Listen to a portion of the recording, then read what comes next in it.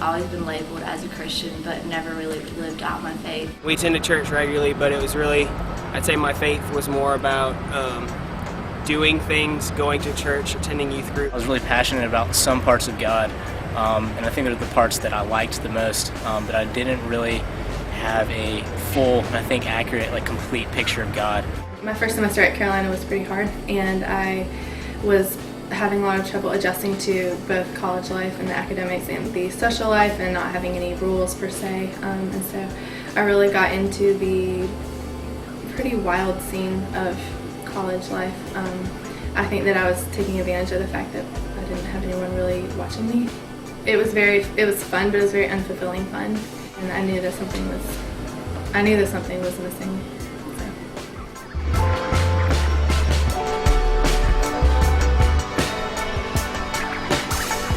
I knew I had wanted to be in a Bible study coming to college. I just didn't know how to get involved, and Cornerstone made it pretty easy by coming to my dorm and letting me know that they were there and who they were and what they represented. Cornerstone is one of the bigger ones. I'd heard a lot about it, so I started going right at the beginning, and immediately I was welcomed, and I saw that there was a huge number of Christians here, even at Carolina, which really surprised me. And I saw that there were people that were actively pursuing their faith and being bold about their faith. I'm in love with Cornerstone in more ways than one.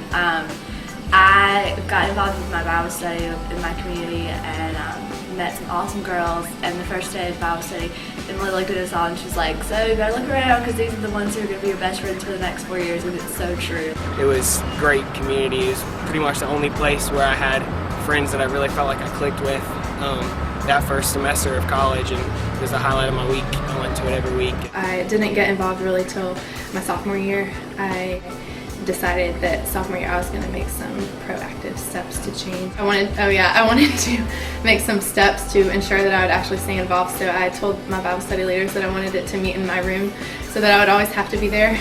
So that helped too, stuff like that.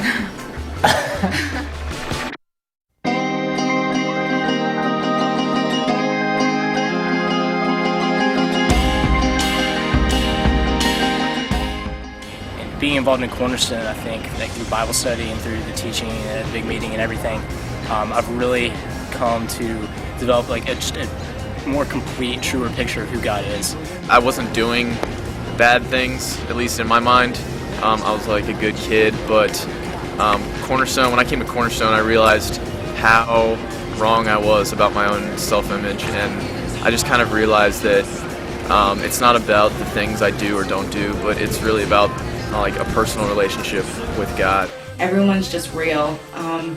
I've learned that I do not have to have it together all the time, that we can just come together and share our struggles and things that we're experiencing, difficult times. I know that I can have accountability, and I can just be pointed to the truth of the gospel and the truth of what that means for my life and whatever I'm struggling with.